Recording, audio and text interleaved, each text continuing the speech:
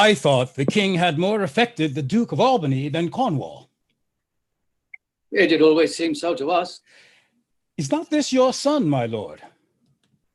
His breeding, sir, hath been at my charge. I cannot conceive you. Sir, this young fellow's mother could, but I have, sir, a son by order of law, some year older than this, who yet is no dearer in my account. Do you know this noble gentleman, Edmund? No, my lord. My lord of Kent, remember him hereafter as my honourable friend. My services to your lordship. I must love you and sue to know you better. Sir, I shall study deserving. The king's coming.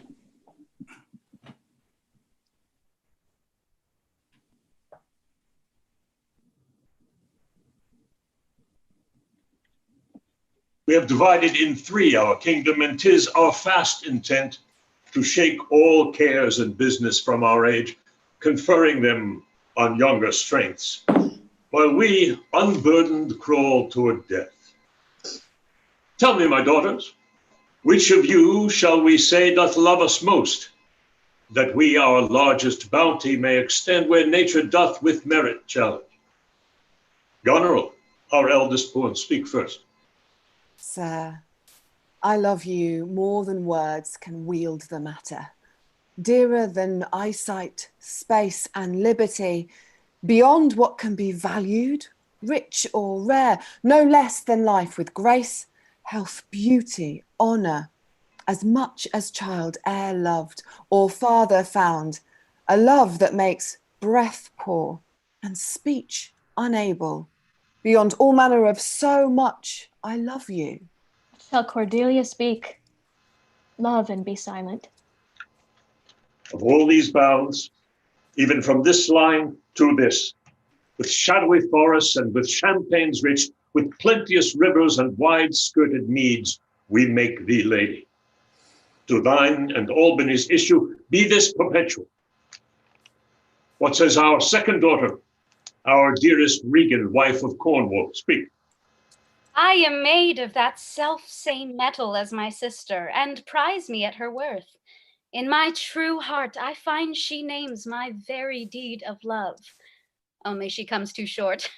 That I profess myself an enemy to all other joys, which the most precious square of sense possesses, and find I am alone felicitate in your dear highness' love.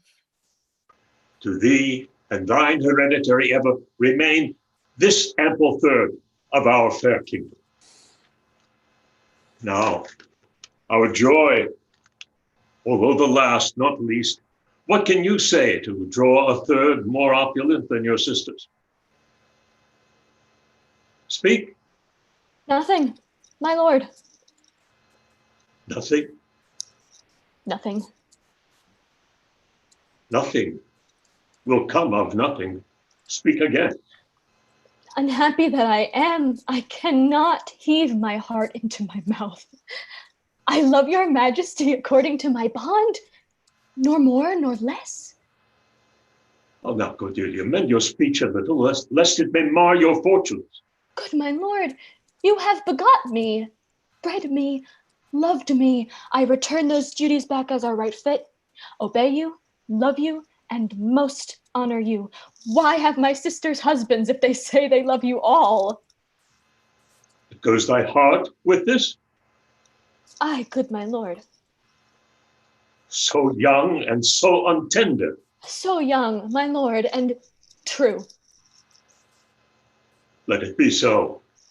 Thy truth, then, be thy dower. Here I disclaim all my paternal care, propinquity and property of blood, and as a stranger to my heart and me, hold thee from this forever. Good, my liege. Peace, Kent. Come not between the dragon and his wrath. Royal Lear, whom I ever honored as my king. The bow is bent and drawn, make from the shaft. Let it fall, rather. Though the fork invade the region of my heart, be Kent unmannerly, when Lear is mad. Kent, on thy life, no more. My life I never held but as a pawn to wage against thy enemies. nor fear to lose it, thy safety being the motive. Out of my sight! See better, Lear, and let me still remain the true blank of thine eye. Hear me, recreant. On thine allegiance, hear me. Since thou hast sought to make us break our vow, 5 days we do allot thee for provision to shield thee from diseases of the world, and on the 6th to turn thy hated back upon our kingdom. If on the 10th day following thy banished trunk be found in our dominions, the moment is thy death. Fare thee well, king, sith thus thou wilt repair. Freedom lives hence, and banishment is here. For you, great King of France, I would not from your love make such a stray to match you where I hate.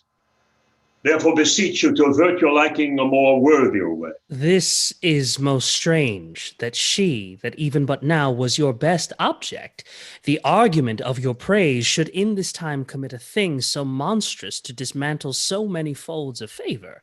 I yet beseech your majesty. Better thou hadst not been born than not to have been pleased me better. Fairest Cordelia, that art most choice forsaken. Thee and thy virtues I here seize upon. Thou hast her, France. Let her be thine, for we have no such daughter, nor shall ever see that face of hers again. Therefore be gone with our grace, our love, our benison.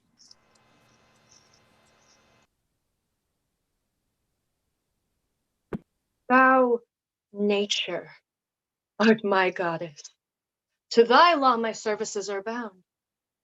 Wherefore should I stand in the plague of custom and permit the curiosity of nations to deprive me, for that I am some 12 or 14 moonshines lag of a brother? Why, bastard? Wherefore, base? When my dimensions are as well compact, my mind is generous, and my shape as true as honest madam's issue, why bred they us with base? With baseness, bastardy, base? Who in the lusty stealth of nature take more composition and fierce quality than doth within a dull, stale, tired bed go to the creating a whole tribe of fops got tween asleep and wake? Well then, legitimate Edgar, I must have your land. Our father's love is to the bastard Edmund as to the legitimate, fine word, legitimate. Well, my legitimate. If this letter speed and my intentions thrive, Edmund the base shall top the legitimate. I grow. I prosper. Now, gods, stand up for bastards. Kent banished thus. Edmund, how now? What news? So please your lordship, none. Now, what paper were you reading? Nothing, my lord. No? Well, what needed then that terrible dispatch of it into your pocket? I beseech you, sir, pardon me, it is a letter from my brother. Well, give me the letter, sir. Come on.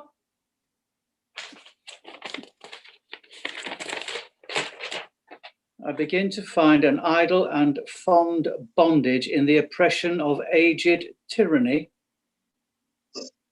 Come to me, that of this I may speak more. If our father would sleep till I waked him, you should enjoy half his revenue forever and live the beloved of your brother, Edgar. Conspiracy. Sleep till I waked him? You should enjoy half his revenue? My son, Edgar! Had he never heretofore sounded you in this business? Never, my lord, but I have heard him oft maintain it to be fit that sons at perfect age and fathers declining The father should be as ward to the son, and the son manage his revenue. Horrid villain! Seek him. Where is he? I do not well know, my lord. I dare pawn down my life for him, that he hath wrote this to feel my affection to your honor and to no further pretense of danger. Oh. If your honor judge it meet, I will place you where you shall hear us confer of this. He cannot be such a monster! Is not sure. I will seek him, sir. Presently, convey the business as I shall find means, and acquaint you with all. These late eclipses in the sun and moon portend no good to us. Love cools, friendship falls off, brothers divide. In the cities, mutinies. In the countries, discord, and the bond cracked twixt son and father. Well, find out this villain. Edmund, it shall lose thee nothing. This is the excellent foppery of the world, that when we are sick in fortune, often the surfeit of our own behavior, we make guilty of our disasters the sun, the moon, and the stars. Edgar. How now, brother Edmund? What serious contemplation are you in? I am thinking, brother, of a prediction. I read this other day what should follow these eclipses. How long have you been a sectary astronomical, huh? Come. When saw you my father last?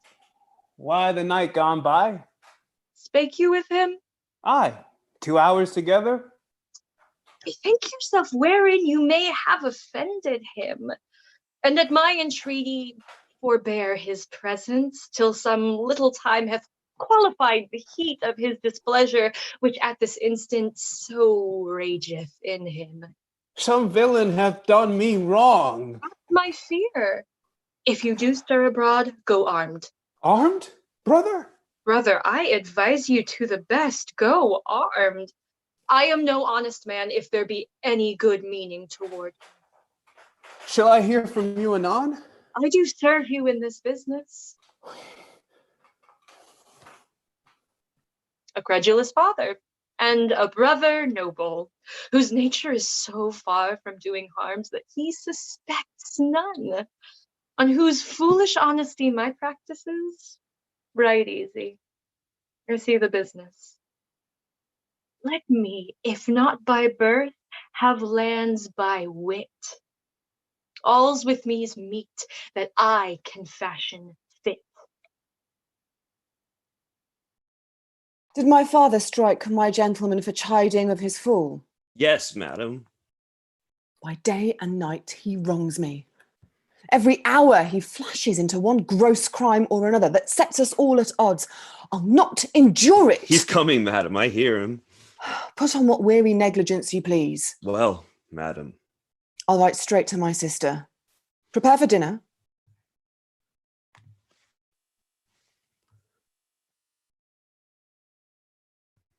If but as well I other accents borrow, that can my speech diffuse my good intent, may carry through itself to that full issue. Let me not stay a jot for dinner. Go get it ready. How now? What art thou? A man, sir. What dost thou profess? What wouldst thou with us? I do profess to be no less than I seem. What art thou? A very honest-hearted fellow, and as poor as the king. If thou be as poor for a subject as he is for a king, thou art poor enough. What wouldst thou? Service. Who wouldst thou serve? You? Dost thou know me, fellow? No, sir. But you have that in your countenance which I would fain call master. What's that? Authority. What services canst thou do? I can keep honest counsel. How old art thou? Well, not so young, sir, to love a woman for singing, nor so old to dote on her for anything. I have years on my back. Follow me. Thou shalt serve me. Dinner! Oh, dinner! Where's my knave, my fool? You, Sirrah, where's my daughter? So please you. Who am I, sir? My lady's father. My lady's father? My lord's knave, you're horse and dog, you slave, you cur! I'm none of these, my lord, I beseech your pardon. Do you bandy looks with me, you rascal? I'll not be struck, my lord. Nor trip neither, you base football player. I thank thee, fellow. Thou servest me, and I love thee. Come, sir, arise and away. Now, my friendly knave, I thank thee. There's earnest of thy service. Oh, let me hire him too. Here's my coxcomb. Oh, no, my pretty knave, how dost thou? Sirrah, you were best take my coxcomb. Why, fool? Well, if thou follow him, thou must needs wear my coxcomb. How now, nuncle? Would I add 2 coxcombs and 2 daughters? The kid, Sirrah, the whip. Truth's a dog that must to kennel. Pestilent gall to me. Sirrah, I'll teach thee a speech. Have more than thou showest. Speak less than thou knowest. Lend less than thou owest. Ride more than thou goest. Learn more than thou trowest. Set less than thou throwest. Leave drink and thy whore, and keep in a door, and thou shalt have more than 2 tens to a score. This is nothing, fool. Can you make no use of nothing, nuncle? Why, no, boy, nothing can be made out of nothing. Aha! A bitter fool. Dost thou know the difference, my boy, between a bitter fool and a sweet one? No, lad, teach me. That lord that counselled thee to give away thy land, come, place him here by me. Do thou for him stand. The sweet and bitter fool will presently appear, the one in motley here, the other found out there. Dost thou call me a fool, boy? All thy other titles thou hast given away, that thou wast born with. This is not altogether fool, my lord. Oh, give me an egg, nuncle, and I'll give thee 2 crowns. What 2 crowns shall they be? Why, after I have cut the egg in the middle and eat up the meat, the 2 crowns of the egg. Thou hadst little wit in thy bald crown when thou gavest thy golden one away. Prithee, nuncle, keep a schoolmaster that can teach thy fool to lie. I would fain learn to lie. And you lie, Sirrah, we'll have you whipped. I marvel that what kin thou and thy daughters are. They'll have me whipped for speaking true, and thou'lt have me whipped for lying, and sometimes I'm whipped for holding my peace. I'd rather be any kind of thing than a fool. And yet I'd not be thee, nuncle. Thou hast pared thy wit of both sides and left nothing in the middle. Oh, here comes one of the pairing. How now, daughter? What makes that frontlet on? Methinks you are too much of late in the frown. Thou wast a pretty fellow when thou hadst no need to care for her frowning. I am better than thou art now. I am a fool. Thou art nothing. That's a shell peas cod. Not only, sir, this your all-licensed fool, but other of your insolent retinue do hourly carp and quarrel, breaking forth in rank and not to be endured riots. Are you our daughter? Come, sir, I would you would make use of that good wisdom whereof I know you are fraught, and put away these dispositions of late transform you from what you rightly are. Doth any here know me? This is not Lear. Doth Lear walk thus? Speak thus? Where are his eyes? Who is it that can tell me who I am? Lear's shadow. I would learn that. For by the marks of sovereignty, knowledge, and reason, I should be false persuaded I had daughters. This admiration, sir, is much of the savour of your other new pranks. I do beseech you to understand my purposes aright. As you are old and reverend, you should be wise. Here do you keep 100 knights and squires, men so disordered, so debauched and bold, that this our court, infected with their manners, shows like a riotous inn. Epicurism and lust make it more like a tavern or a brothel than a graced palace. Darkness and devils! Saddle my horses. Call my train together.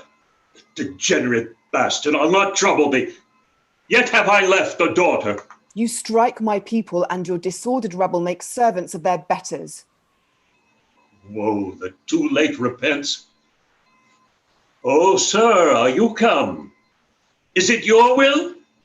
Speak, sir. Prepare my horses. Ingratitude, thou marble-hearted fiend, more hideous when thou show'st thee in a child than the sea monster. Pray, sir, be patient. Detested kite, thou liest. My train are men of choice and rarest parts. Oh, Lear, beat at this gate that let thy folly in and thy dear judgment out. Go, my people. My lord, I am guiltless as I am ignorant of what hath moved you. It may be so, my lord. Hear nature. Here, dear goddess, here. Suspend thy purpose if thou didst intend to make this creature fruitful. Into her womb convey sterility, dry up in her the organs of increase, turn all her mother's pains and benefits to laughter and contempt, that she may feel how sharper than a serpent's tooth it is to have a thankless child. Life and death, I am ashamed that thou hast power to shake my manhood thus, that these hot tears which break from me perforce should make thee worth them. Blasts and fogs upon thee. What, Oswald, ho? What have you with that letter to my sister? Yes, madam. Take you some company and await a horse. Inform her full of my particular fear, and hasten your return.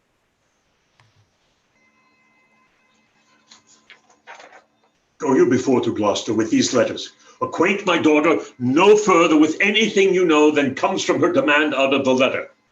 If your diligence be not speedy, I shall be there afore you. I shall. I will not sleep, my lord, till I have delivered your letter.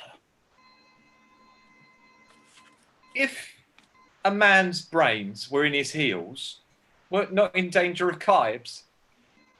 Aye, boy. Then I prithee be merry. My wit shall not go slipshod. Shalt see thy other daughter will use thee kindly. Though she's as like this as a crab's like an apple, yet I can tell what I can tell. What canst tell, boy? She will taste as like this as a crab does to a crab. Thou canst tell why one's nose stands in the middle of his face. No. Why, to keep one's eyes on either side of his nose, that what a man cannot smell out, he may spy into. I did her wrong. Canst tell how an oyster makes his shell? No. Nor I neither. But I can tell why a snail has a house. Why? To put his head in, and not give it away to his daughters, leave his horns without a case. I will forget my nature. So kind a father. Be my horses ready? My asses have gone about them. The reason why the 7 stars are no more than 7 is a pretty reason. Because they are not 8. Yes, indeed. Thou wouldst make a good fool. To take it again, perforce. Monster ingratitude. If thou were my fool, nuncle, I'd have thee beaten for being old before my time. How's that? Thou shouldst not have been old till thou hadst been wise. But let me not be mad. Not mad, sweet heaven. Keep me in temper. I would not be mad. Come, boy. My father watches. Oh, sir, fly this place. Intelligence is given where you are hid. You have now the good advantage of the night. I hear my father coming. Pardon me, in cunning, I must draw my sword upon you. Draw, think to defend yourself. Now quit you well. Okay. Some blood thrown upon me would beget opinion. Father, stop, no help. Now, Edmund, where's the villain? Here stood he in the dark, his sharp sword out, mumbling of wicked charms, conjuring the moon to stand auspicious mistress. But where is he? Look, sir, I believe. Where is the villain, Edmund? Fled this way, sir, when by no means he could persuade me to the murder of your lordship, but that I told him the revenging gods gainst patricides did all their thunders bend. Seeing how loathly opposed I stood to his unnatural purpose, in fell motion with his prepared sword, he charges home my unprovided body, lanced mine arm. But when he saw my best alarmed spirits, full suddenly he fled. Let him fly far. Not in this land shall he remain uncaught, and found dispatch. Loyal and natural boy, I'll work the means to make thee capable. Good dawning to thee, friend. Art of this house? Aye. Where may we set our horses? Up near your ass. Prithee, if thou lovest me, tell me. I love thee not. Why dost thou use me thus? I know thee not. Fellow, I know thee. What dost thou know me for? A knave, a rascal, an eater of broken meats, a base, proud, shallow, beggarly, three-suited, 100-pound, filthy, worsted, stuck-a knave. A lily-livered, action-taken knave, a horse-sun-glass, gazing, super-serviceable, finical rogue, one trunk inheriting slave, one that would as be a bawd. In a way of good service and art, nothing but a composition of a knave, beggar, coward, panderer, and a son. Son and heir of a mongrel bitch. Oh, one whom I will beat into clamorous whining if thou deniest the least syllable of thy addition. Why, what a monstrous fellow art thou thus to rail on one that is neither known of thee nor knows of thee? What a basin! Fast, failed it, hard! Thou deny thou knowest me? Is it 2 days since I tripped on my heels and beat thee before the king?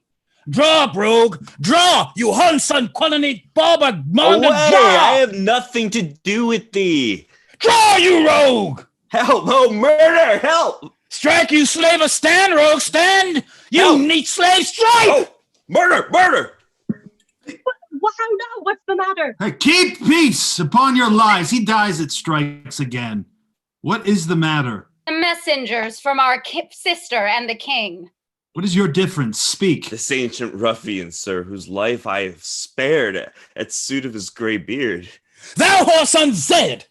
Peace, Sirrah! Why art thou angry? That such a slave as this should wear a sword who wears no honesty. What's his offense? His countenance likes me not. Fetch forth the stocks! As I have life and honor, there shall he sit till noon. Till noon? Till night, my lord, and all night too.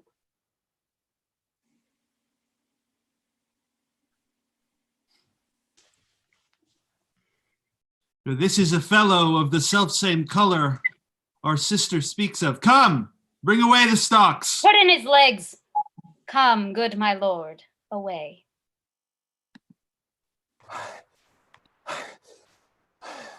I heard myself proclaimed, and by the happy hollow of a tree, escaped the hunt. No port is free, no place that guard and most unusual vigilance does not attend. My face I'll grime with filth, blanket my loins, elf my hair in knots, and with presented nakedness outface the winds and persecutions of the sky. Poor Turlygod, poor Tom, that's something yet. Edgar, I nothing am. 'Tis strange that they should so depart from home and not send back my messenger.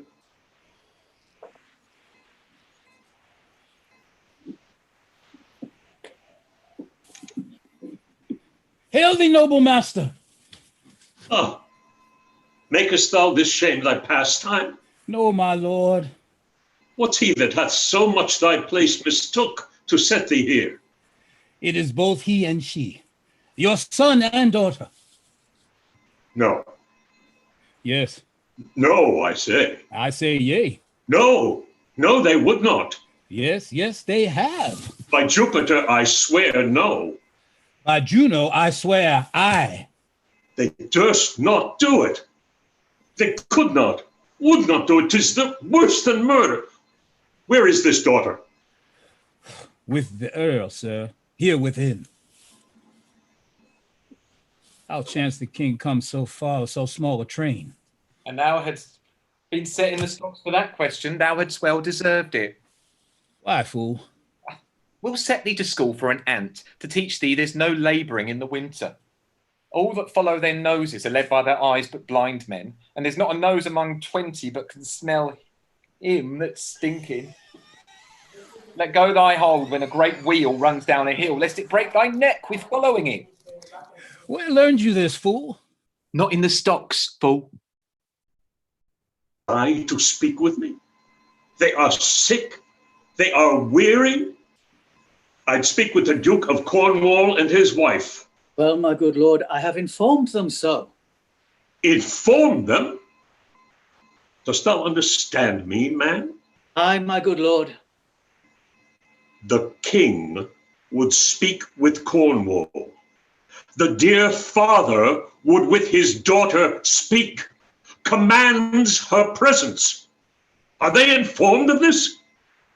Wherefore should he sit here? Give me my servant forth.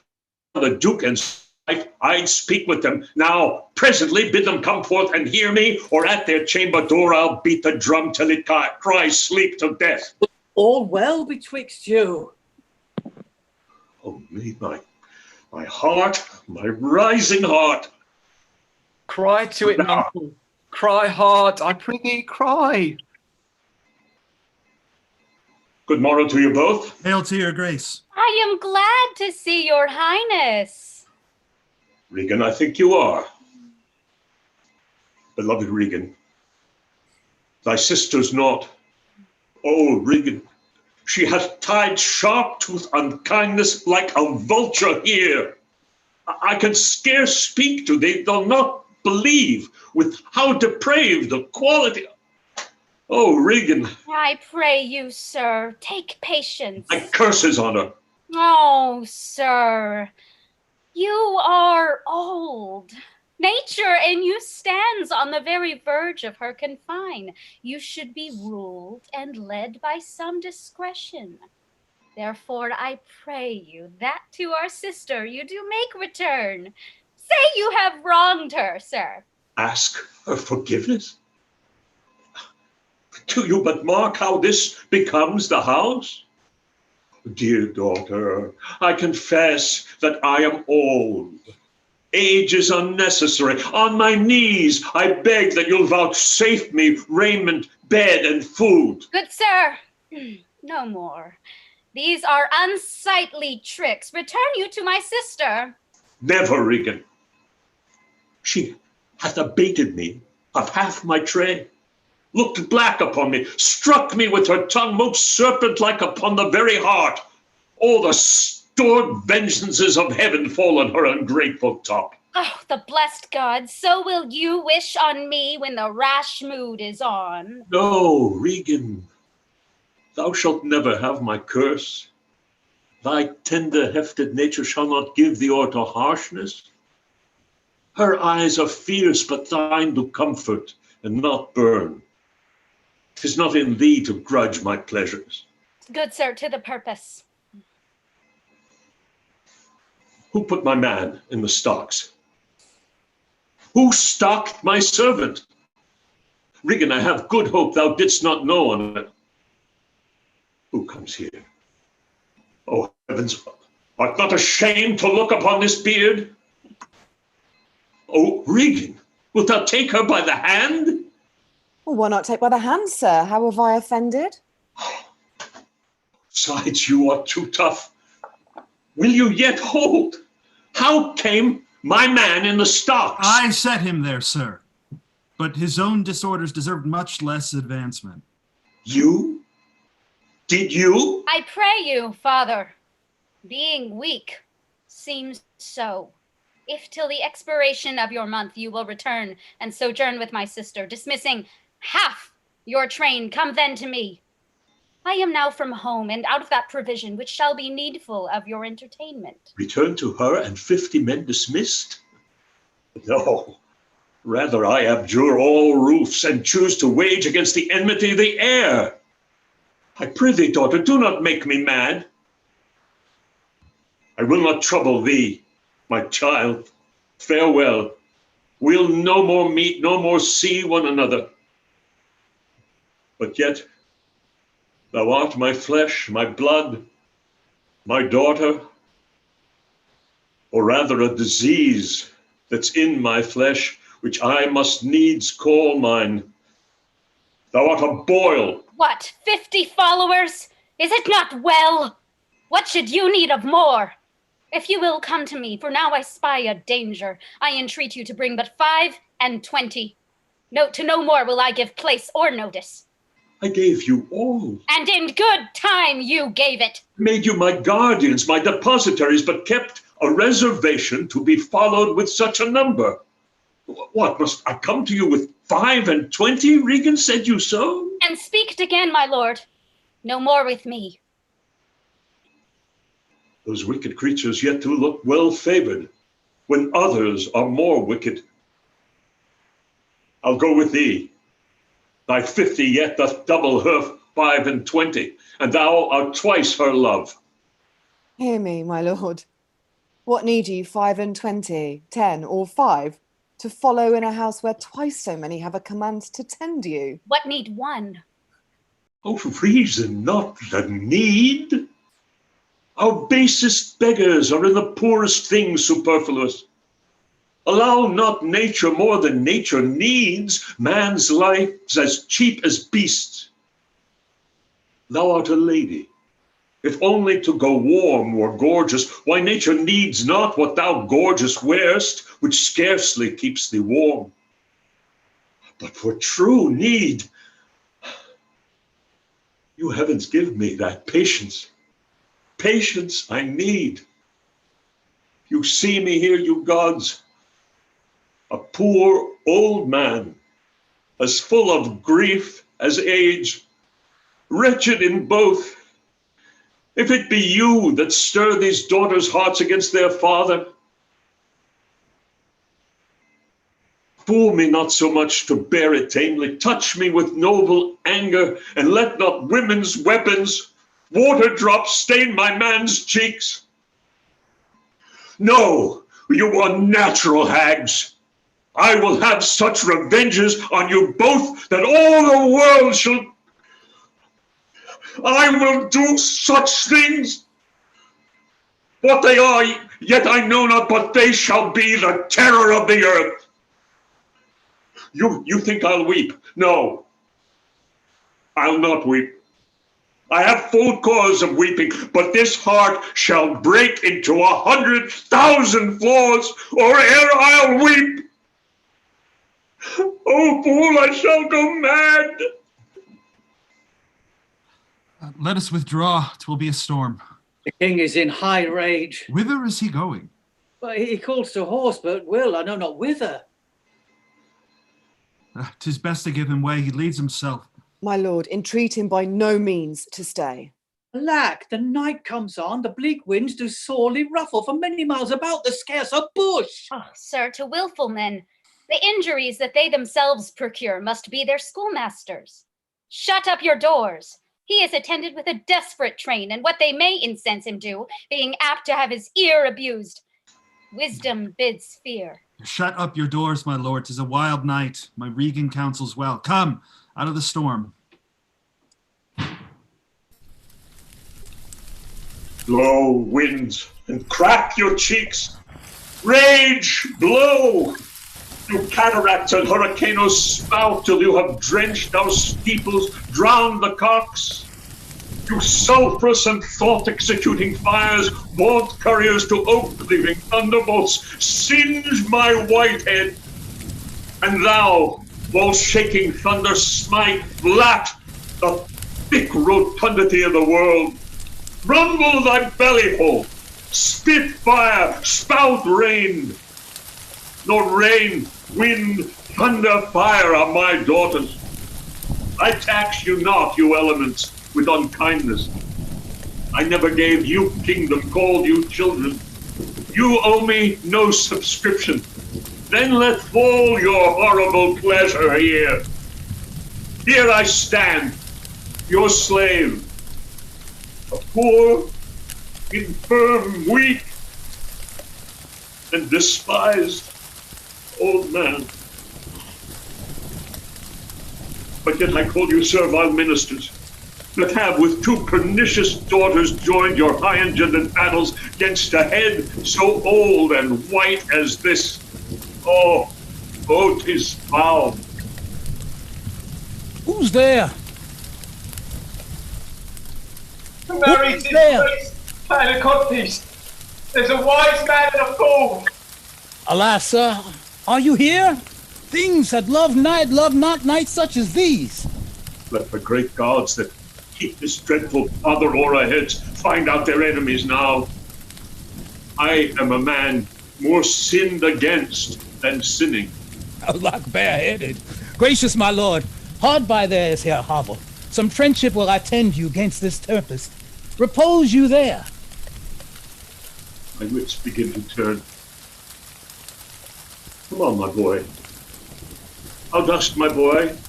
Art cold? I am cold myself. Where is this straw, my fellow? The art of our necessities is strange that can make vile things precious. Come, your hovel. He has and a little tiny wit, with hay ho, wind and the rain, must make content with his fortunes. The rain it raineth every day. True, my good boy. Come, bring us to this hovel. Lack, Edmund, I like not this unnatural dealing. When I desired their leave that I might pity him, they took from me the use of mine own house. Most savage and unnatural. Go to, say nothing. There's a division betwixt the dukes, and a worse matter than that. I've received a letter this night. 'Tis dangerous to be spoken. I've locked the letter in my closet. These injuries the king now bears will be revenged home. There's part of a power already footed. We must incline to the king. I will seek him and privily relieve him. Go you and maintain talk with the duke, that my charity be not of him perceived. If he ask for me, I am ill and gone to bed. Though I die for it, as no less is threatened me, the king, my old master, must be relieved. There's some strange thing toward Edmund. Pray you, be careful. This courtesy forbid thee, shall the duke instantly know. And of that letter too, this seems a fair deserving, and must draw me that which my father loses, no less than all. The younger rises when the old doth fall. Here's the place, my lord. Good my lord, enter, enter. The tyranny of the open night's too rough for nature to endure. Let me alone. Good my lord, enter here. Will break my heart. Fathom and a half, fathom and a half. Poor Tom. What art thou that thou dost grumble, sir? The straw? Come forth! Away! The foul fiend follows me. Hast thou given all to thy two daughters, and art thou come to this?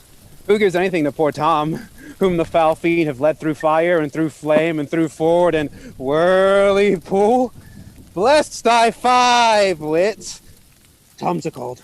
What of his daughters brought him to this pass? Couldst thou save nothing? Didst thou give them all? He hath no daughter, sir. Death, traitor!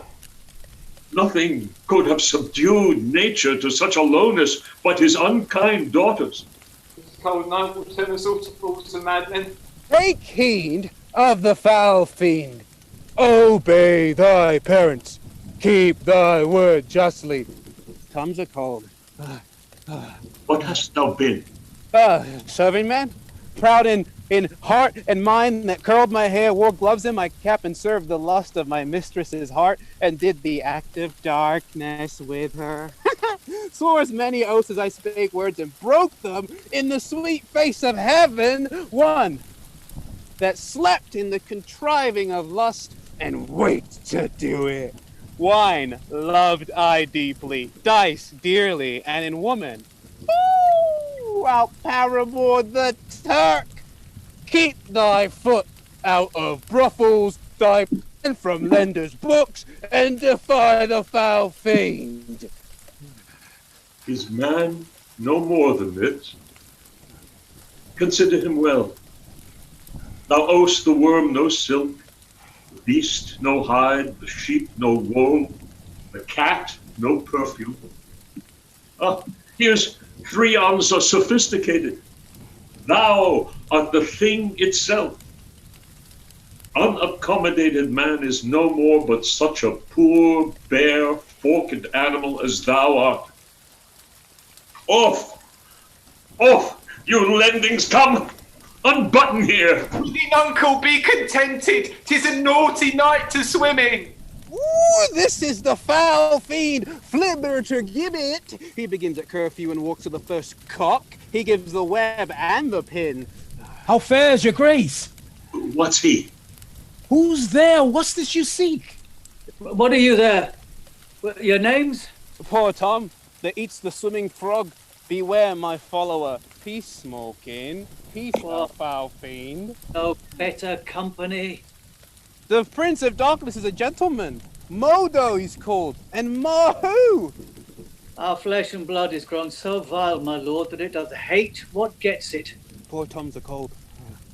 Go in with me. My duty cannot suffer to obey in all your daughter's hard commands.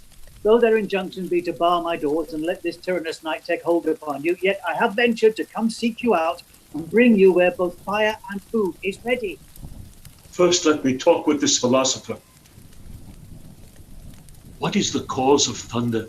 Good, my lord. Take his offer. Go into the house. I'll talk a word with this same learned Theban. What is your study?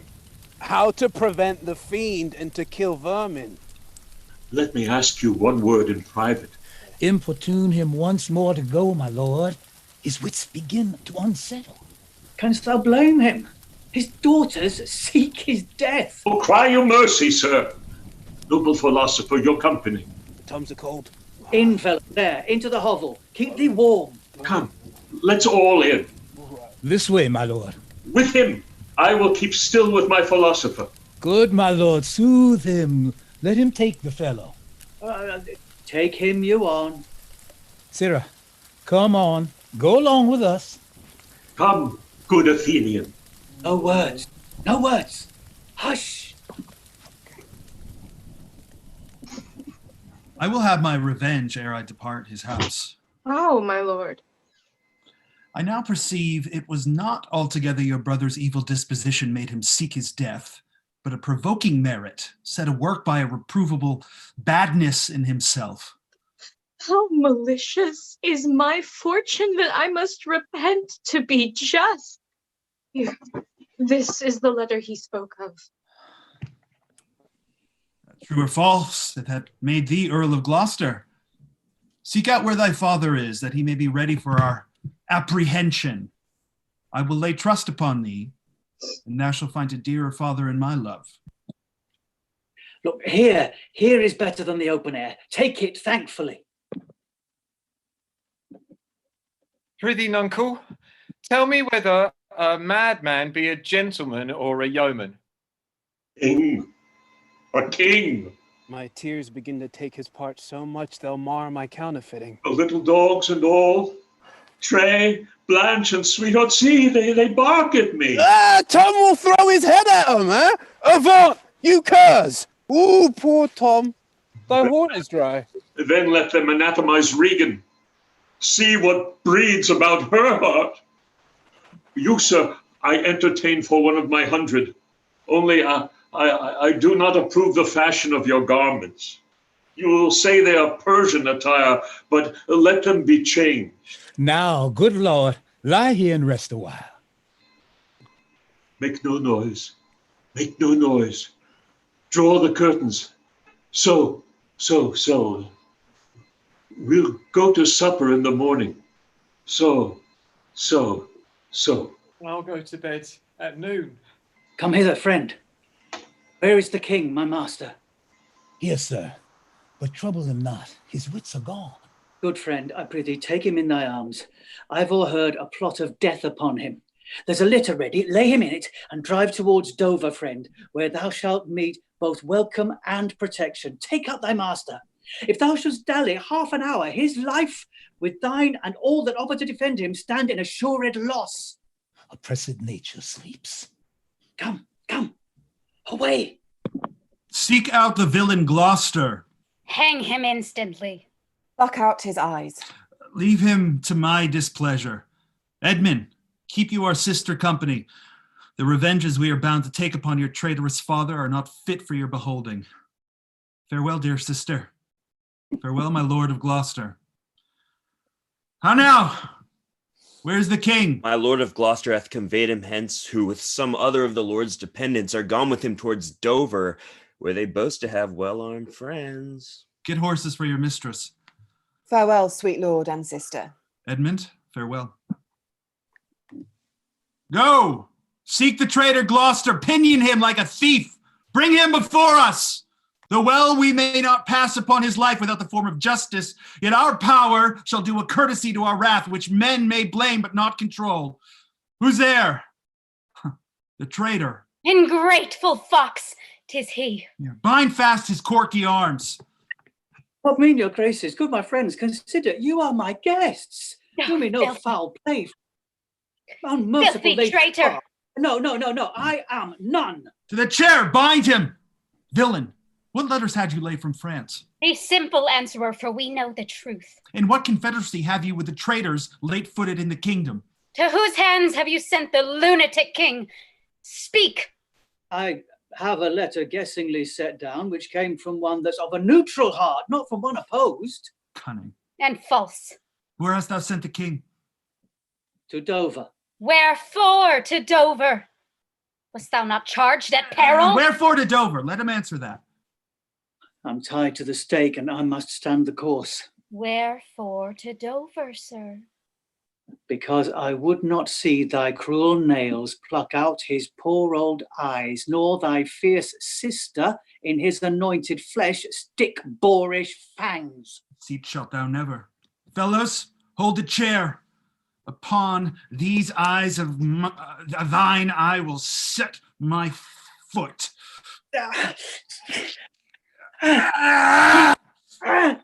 He that will live till he be old, give me some help. Oh, cruel. Oh, heal gods. On one side will mock another, the other too. Lest it Seymour prevented. Oh, vile jelly! Ah, where is thy luster now? All dark and comfortless. Where is my son, Edmund? Edmund, enkindle all the sparks of nature to quit this horrid act. Thou treacherous villain! Thou call'st on him that hates thee. It was he that made the overture of thy treasons to us, who is too good to pity thee. Oh, my follies. Then Edgar was abused. Kind gods, forgive me that and prosper him. Go! Thrust him out of the gates, and let him smell his way to Dover. How is my lord? How look you? I received a hurt. Follow me, lady. Turn out that eyeless villain. Regan, I bleed apace. Oh, untimely comes this hurt. Give me your arm. Yet better thus, and known to be contemned, than still contemned and flattered. But who comes here? My father, poorly led. World, world, world. But that thy strange mutations make us hate thee, life would not yield to age. Huh?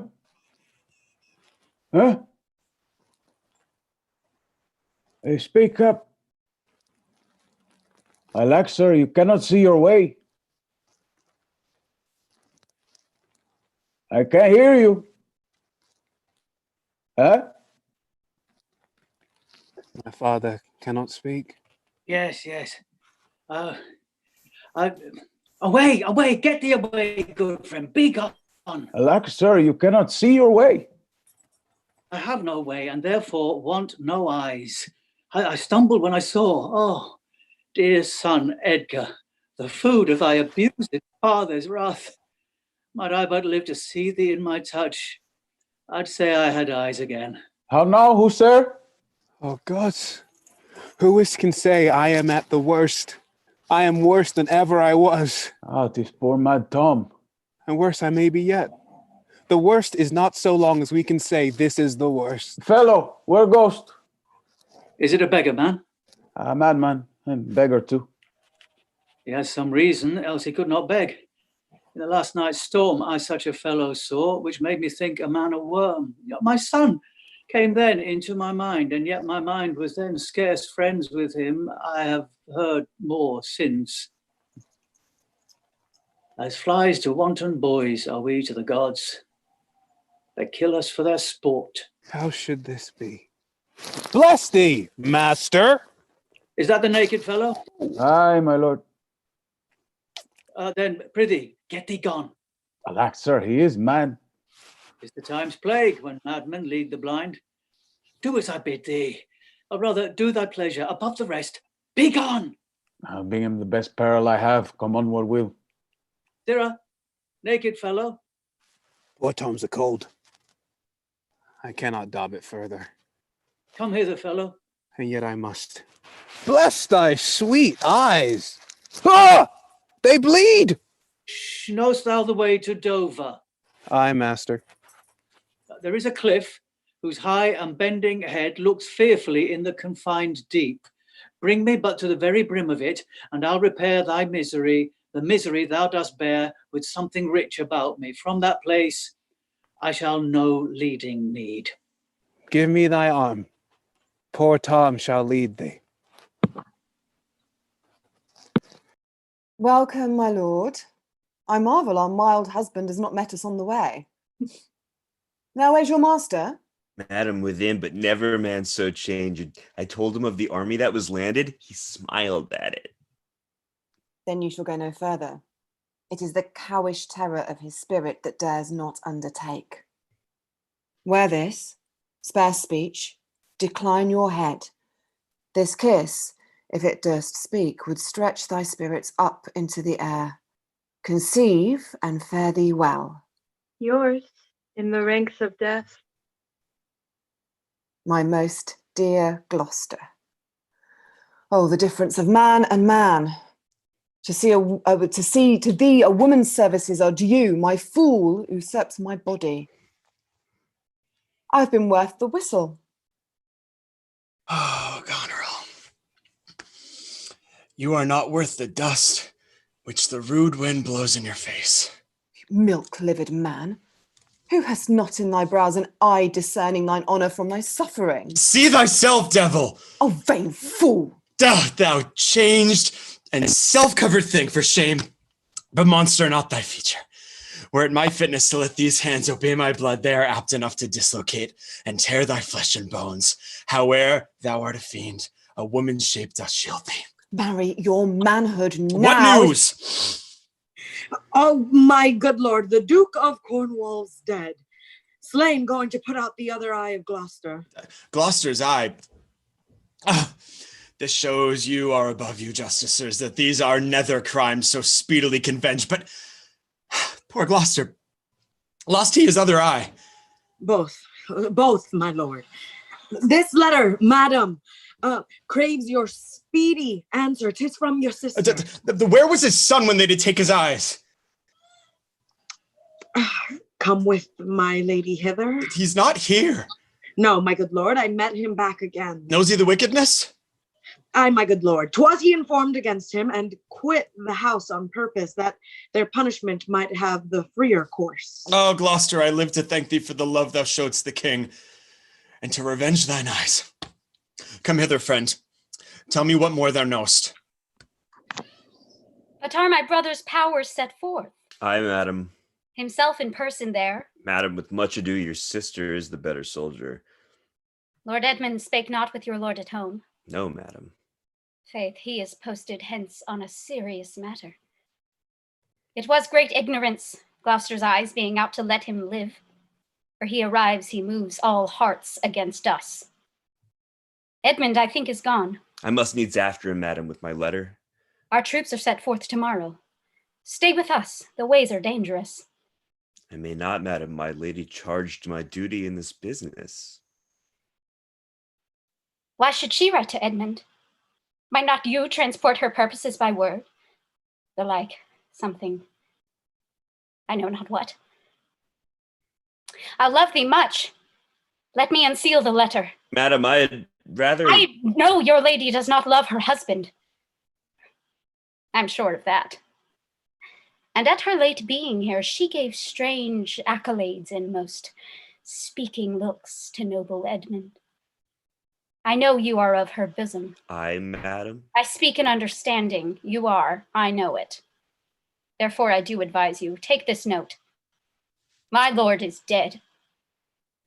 Edmund and I have talked, and more convenient is he for my hand than for your lady's.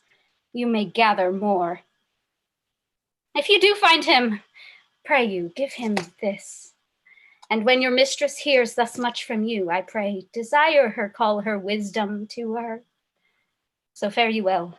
If you do perchance hear of that blind traitor, preferment falls on him that cuts him off. Would I could meet him, madam. I should show what party I do follow. Fare thee well. When shall we come to the top of that same hill? You do climb it up now. Look how we labor. Thinks the ground even. Horrible steep. Hark! Splash, splash. Ah! Do you hear the sea? No, truly. Why then your other sense is growing perfect by your eyes' anguish. So may it be indeed. Methinks thy voice is altered, and thou speakst in better phrase and matter than thou didst. You're much deceived. I am nothing changed but in my garments. Methinks the better spoken. Come on, sir. Here's the place. Stand still. How fearful and dizzy 'tis.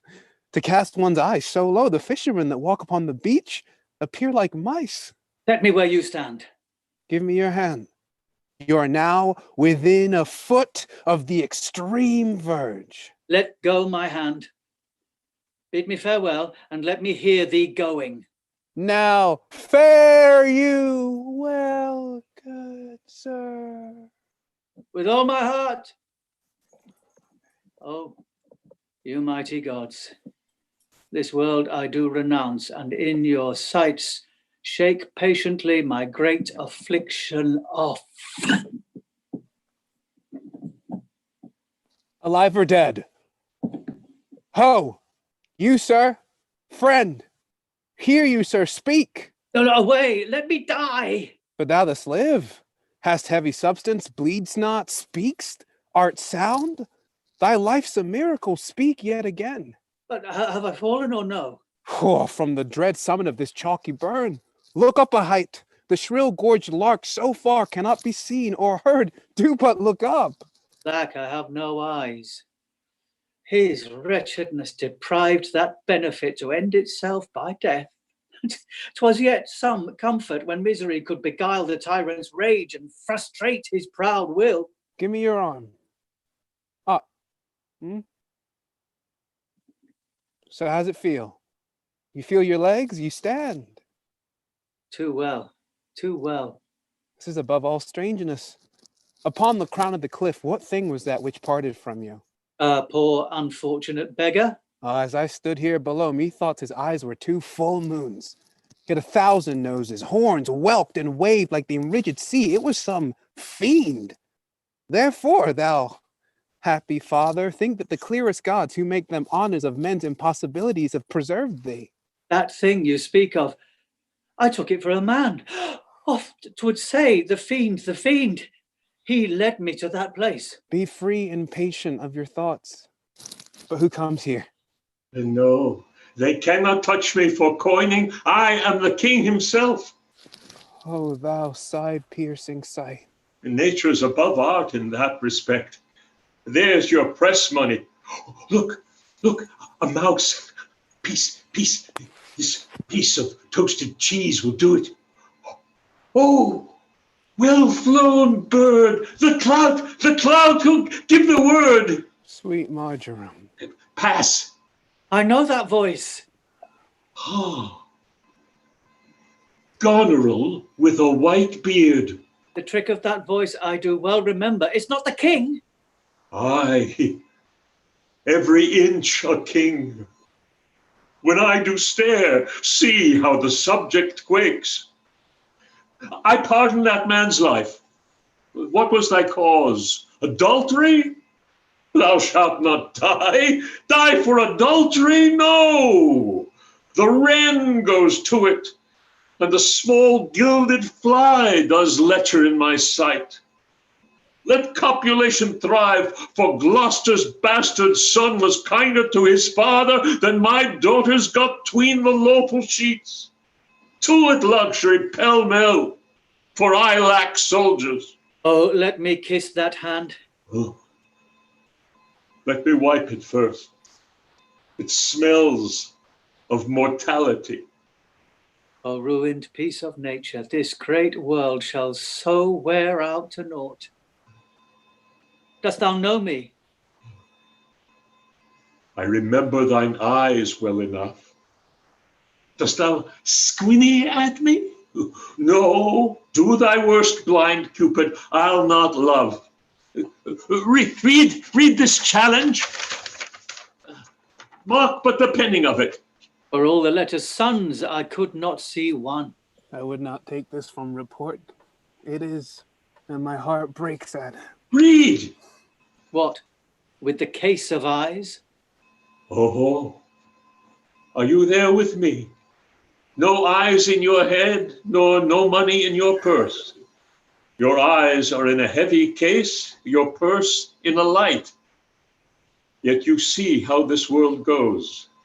I see it feelingly. What, art mad? A man may see how this world goes with no eyes. Look with thine ears. See how yon justice rails upon yon simple thief. Hearken thine ear. Change places, and handy-dandy, which is the justice, which the thief? Thou hast seen a farmer's dog bark at a beggar? Aye, sir. And the creature run from the cur? There thou mightst behold the great image of authority. A dog's obeyed in office. Thou rascal beadle, hold thy bloody hand. Why dost thou lash that whore? Strip thy own back. Thou hotly lust to use her in that kind for which thou whipst her. The usurer hangs the cozener. Through tattered clothes great vices do appear. Robes and furred gowns hide all. Place sins with gold, and the strong lance of justice hurtless breaks. Arm it in rags, a pygmy's straw does pierce it. None does offend. None, I say none. Get thee glass eyes, and like a scurvy politician, seem to see the things thou dost not. Now. Matter and impermanency mixed, reason in madness. If thou wilt weep my fortunes, take my eyes. I know thee well enough. Thy name is Gloucester. Thou must be patient. We came crying hither. Thou knowest, the first time that we smell the air, we wail and cry. I will preach to thee, mark. Alack the day. We are born, we cry that we are come to this great stage of fools. This is a good block. It were a delicate stratagem to shoe a troop of horse with felt. I'll put it in proof. And when I have stolen upon these son-in-laws, then kill Kill, kill, kill, kill. No rescue? What? A prisoner? Let me have surgeons. I am cut to the brains. You shall have anything. I am a king, my masters. Know you that? You are a royal one, and we obey you. Then there's life in it. Nay, if you get it, you shall get it with running. Sa, sa, sa, sa. You ever gentle gods, take my breath from me. Let not my worse spirit tempt me again to die before you please. Well, pray you, Father. How good, sir. What are you? A most poor man. Give me your hand. I'll lead you to some binding. Oh, thou good Kent, how shall I live and work to match thy goodness? My life will be too short, and every measure fail me. To be acknowledged, madam, is all paid. How does the king? Madam, he sleeps still. Oh, you kind gods. So please your majesty, that we may wake the king, he'd slept long. Be governed by your knowledge, and proceed, I sway, of your own will. Please you draw near. Louder the music there. Oh, he wakes. Speak to him. How does my royal lord? How fares your majesty? You do me wrong to take me out of the grave. Thou art a soul in bliss, but I am bound upon a wheel of fire that mine own tears do scald like molten lead. Sir, do you know me? You are a spirit, I know. When did you die? Still far wide. Guess awake, let him alone a while. Where have I been? Where am I? Pray do not mock me.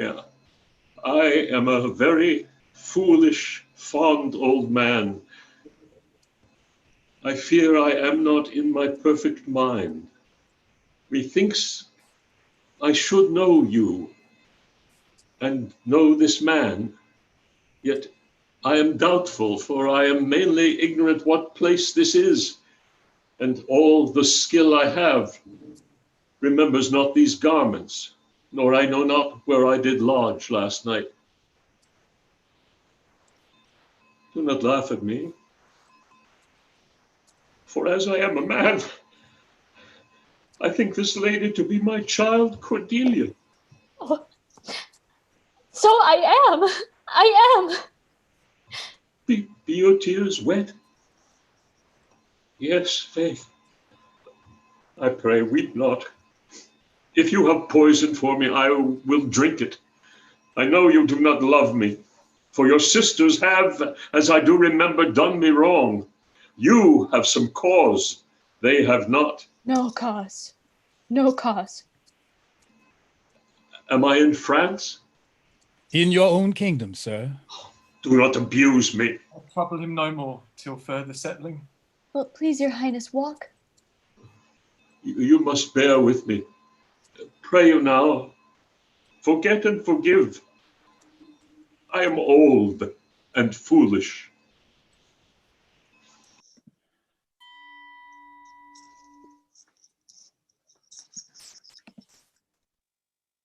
Our sister's man is certainly miscarried.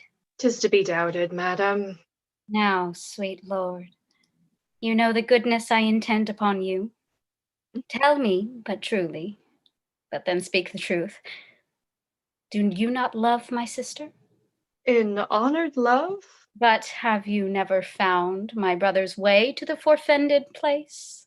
That thought abuses you. I am doubtful that you have been conjunct and bosomed with her, as far as we call hers. No, by mine honor, madam.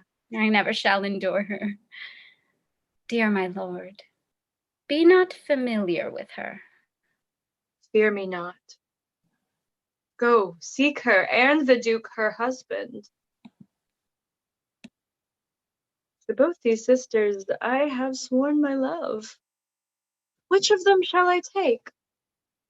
Both? One? Neither? neither can be enjoyed if both remain alive. To take the widow exasperates, makes mad her sister Goneril, and hardly shall I carry out my side, her husband being alive. Now then we'll use his countenance for the battle, which being done, let her who would be rid of him devise his speedy taking off. As for the mercy which he intends to Lear and to Cordelia, the battle done, and they within our power shall never see his pardon. For my state stands on me to defend, not to debate. The madman speaks in words so pure and true as would befit the season. The season is a time. To trust these words is always up to you. It is the poet's trend to lie in rhyme. But yet, I'll lie not. Me, the actor here. Though my job is based in direction. I only speak right on. But 'tis my fear, past shame will now overframe discretion. So here's the deal. We're jumping scenes of war in which Lear's captured, Cordelia there. What's past is prologue, action from before. That soul will fade into thin air. So jump with me. And blindly we will see the end of our play and what's to be.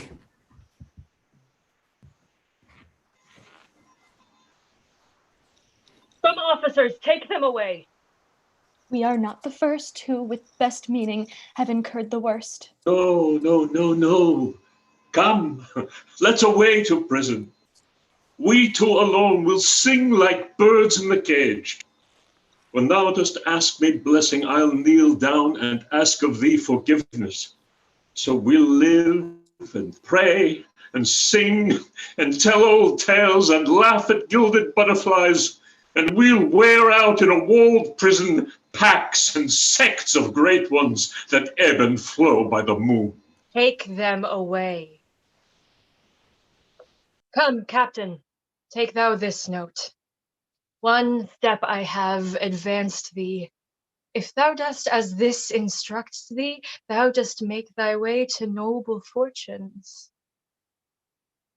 About it. My lord. And right happy when thou hast done.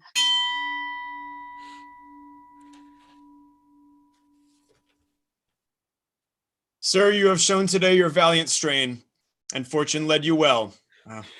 You have the captives that were the opposites of this day's strife. Brother, I saw it fit to send the old and miserable king to some retention and appointed guard. Sir, by your patience, I hold you but a subject of this war, not as a brother. That's as we list to grace him. Methinks our pleasure might have been demanded ere you had spoked so far. Not so hot. In his own grace, he doth exalt himself more than in your edition. In my rights, by me invested, he compares the best.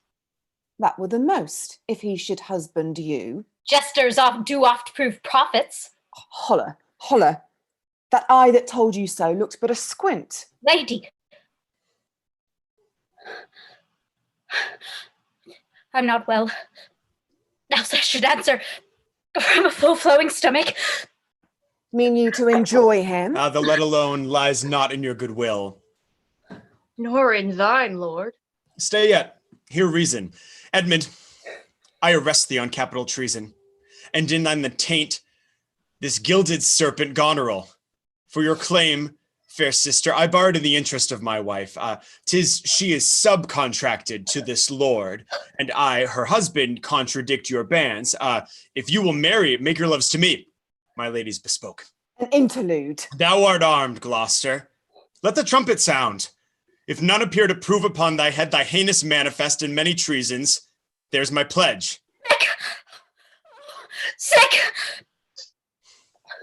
If not, I'll ne'er trust medicine. My sickness grows upon me. She's not well. Convey her to my tent. There's my exchange. what in the world he is that names me traitor, villain, like he lies. Call by thy trumpet. He that dares approach, on him, on you, who not, I will maintain my truth and honor firmly. What's he that speaks for Edmund, Earl of Gloucester? Himself, what sayest thou to him? Draw thy sword, that if my speech offend a noble heart, thy arm may do thee justice. Thou art a traitor, false to thy gods, thy brother, and thy father. Back do I toss these treasons to thine head. This sword of mine shall give them instant way, where they shall rest forever. Trumpet, speak! Save him! Save him! Shut your mouth, dame!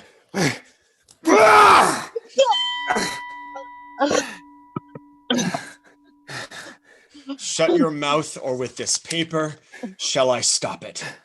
I perceive you know it. Say if I do, the laws are mine, not thine. Who can arraign me for it? Most monstrous! Oh! Knowest thou this paper? Ask me not what I know. Go after her. No, she's desperate. Govern her. What you have charged me with, that have I done. And more, much more, the time will bring it out. 'Tis past, and so am I. But what art thou that has done this fortune on me? If thou art noble, I do forgive thee. My name is Edgar, and thy father's son. The dark and vicious place where there he got thee cost him his eyes. Thou hast spoken right. 'Tis true, the wheel is come full circle. I am here. Oh, let sorrow split my heart. How have you known the miseries of your father? By nursing them, my lord. Just a brief tale, and when 'tis told, oh, that my heart would burst.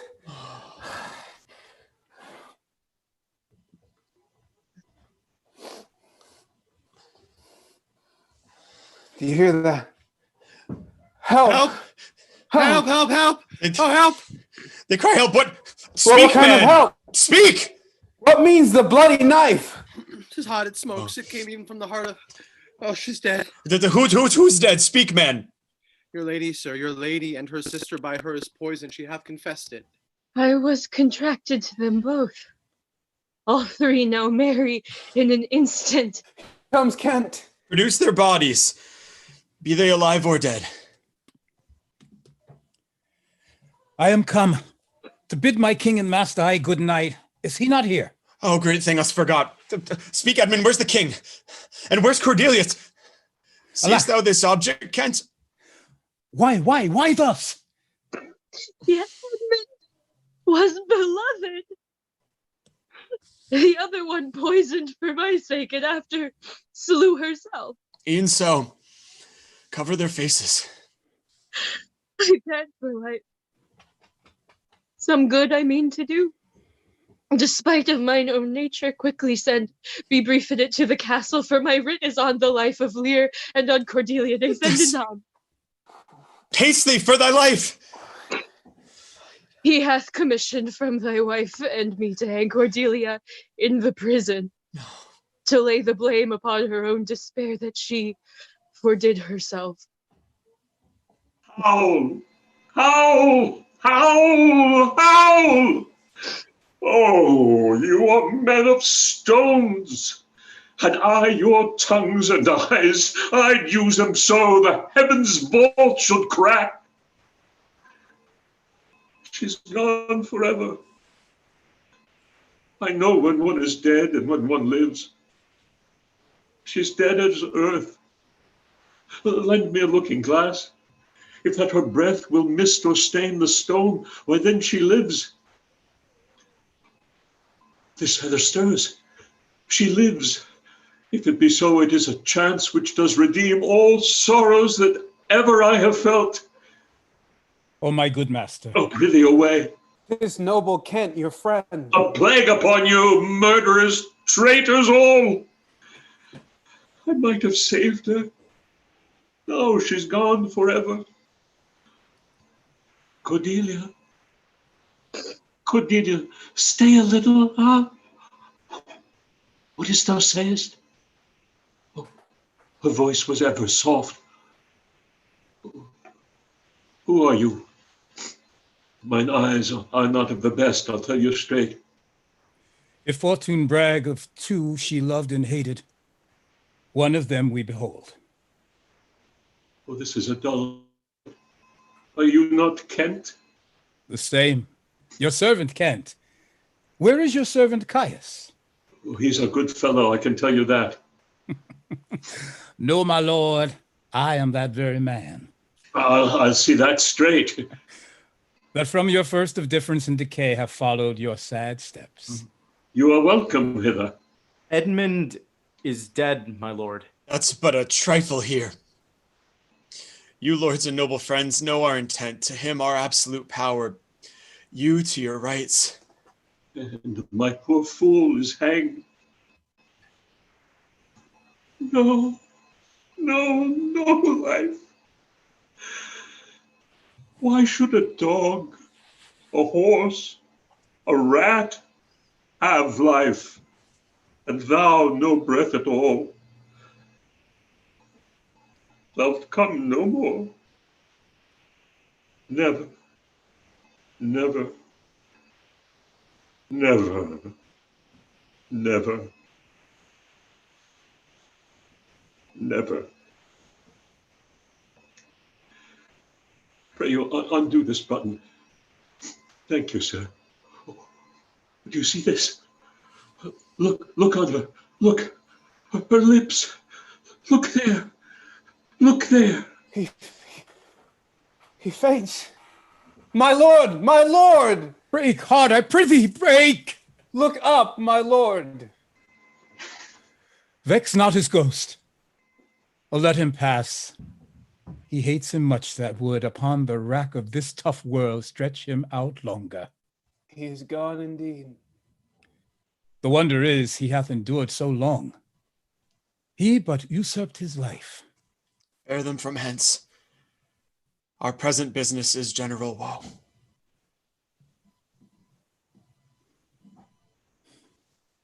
Friends of my soul, you twain rule in this realm, and the gorid state sustain. I have a journey, sir. Shortly to go. My master calls me, and I must not say no. The weight of this sad time we must obey. Speak what we feel, not what we ought to say. The oldest have borne most. We that are young shall never see so much, nor live so long.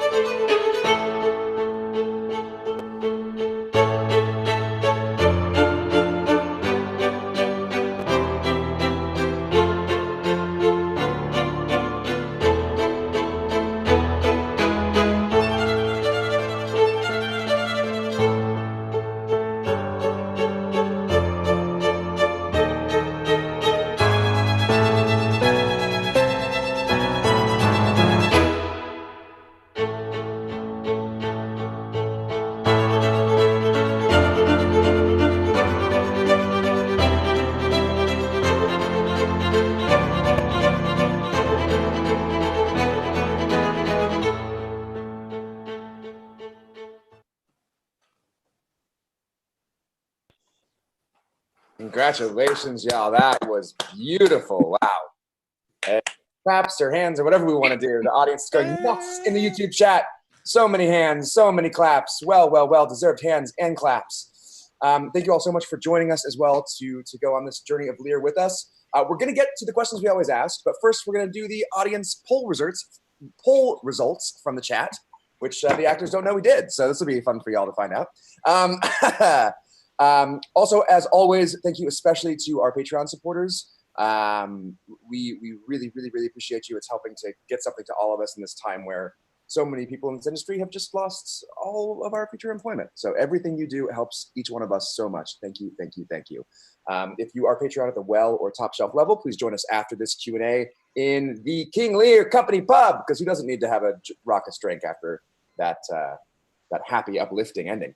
And if you're not, but you want to join us, pop on Patreon right now, patreon.com/Shakespeare Happy Hours. If you sign up, we'll be monitoring the email. We'll send you the link and all that stuff as we go. But first, for the audience survey in this show, the first question, based on Edmund's first question to the audience, why bastard? Wherefore base? Why is this guy a bastard in base? The audience says, baseness of social standing or of spirit? Another person says, wherefore base? Your parents are suffering from Elizabethan shame. 3 cheers for unconventional family units. And then we also have, let Edmund's actions speak for themselves. Next, we have, what are your favorite of Kent's insults? The first response was hard to pick just one, which I agree with. Then we have eater of broken meats. We also have the son and heir of a mongrel bitch. And we ended all up with Whoreson Zed. So very eclectic choices there for the favorites of Kent's insults. We also have in that pre-storm exchange with Lear and Regan and Goneril, who's right in this argument about the knights? Who has the most solid point? First response is, what is right? That's pretty spot on. Second response is, she has them to give. It's her dad. Regan and Goneril are the worst. So, strong opinions out there. And to that end, that segues nicely into our final question, also asked by Edmund to you. Which sister should Edmund go with? Now we have 3 votes for neither, which is the winner. We win with neither. Second up is a tie between try to have them both, I dare you, and Goneril. So I think that means that Goneril does win in the final smash between Regan and Goneril. And what? Congratulations, Jenny. You've won. Sorry, Celeste. You can play again next time. And now to our company questions. We're going to ask these first to the actors and then also to you in the chat. So if you have your own thoughts, please do pop them right in the chat. I'll read them. And also as we go, if you have a question or two for the actors, pop it in there. We'll pick 1 or 2 right at the end before we go to the pub. So first question. What did you learn about this play that you didn't know before? What did you learn about King Lear that you didn't know before this live stream? Literally every part is a good part. There is, even the smallest parts in this play have juicy stuff. It's really unlike a lot of plays. I was thinking that today. I was just watching literally every scene. You're like, oh, I'd love to do that bit. Oh, you know. Yeah, I've been in the business, more than 45 years, and I've never seen or done the play. I know. That's unfair. That is unfair. I was struck by how much of social responsibility is in the play. There's generational conflict, of course, but then especially the stuff we added back in today about if a rich man, if you wear robes and furs, your faults aren't seen. If you're poor and wear rags, they're easily exposed. There's an awful lot of that sprinkled throughout the play that I didn't realize before. Let's have about 1 more from us before we go to the audience. Anybody else? I learned that every Shakespeare play is made better by Harry in a shower. That is my main takeaway from this. And I think I will never produce a show in the same way ever again. So thank you for that nugget of knowledge, Harry. The next question: what image, phrase, or word from the play popped out to you today? Jesters oft do prove prophets. That one really stuck out for me. I mean, I know it's kind of meant as a jab to Goneril, but he also, at the beginning, the fool is talking. He tells the whole play, basically. At so many points, he's just like, this is what's going to happen. This is what's happening. So, yeah. Anybody else from here? We've had so many in the comments from before that I can go straight to those. Unless anybody else has something that popped out to them, an image, phrase, or word from the play that popped out in this one. Yeah, we talked a little bit about this earlier when we were working in rehearsal, but Edmund's one of his final lines being "I was beloved," and this whole thing about like trying to receive love like in one's own language really struck me tonight. From the audience, some stuff we have. I'm going to go backwards. I'm going to scan quickly. We have "say what we feel, not what we ought to say." The image of the arm as a symbol for death was really, really popular in the audience chat tonight. I'll find one more, and then we'll move on to our final question. I just had one pop in just now too, Monty. It smells of mortality. This hit me so hard today. When touching someone can give them a virus that could kill them. That's beautiful. So then on to our final question. Why does this play matter to you right now? First to us, and then to y'all out there on YouTube. Why does this play matter to you right now? Well, it's just a reminder that Shakespeare puts so much in these plays. I mean, it's not about a plot. It's not about one lesson. It's human life exposed completely. You know, just everything stripped away. Every kind of relationship is examined and questioned, and it's just so rich in every aspect. Certainly, talking about political and social situations, lots of things resonate. But that's the genius of Shakespeare, that his great plays resonate whatever period you're living through. This connects with a line that jumps out, but when Lear pleads reason, not the need, that idea that so much help is lost in trying to dissect whether the need is valid and whether there's a reason behind it. And I feel like right now, I'm most moved when I see people saying like, come as you are, just say that you've got a need and we're here for it. And so I hope that a lot of people are able to find themselves in a space where they reason, not the need. And all you have to do is say it, and someone hears that and they listen to it, and then they show up for you. Time for probably one more from us if you have one. Well, then we're going to go to someone who I think it's a first-time viewer. So welcome, Christine Penny. She says, forgiveness.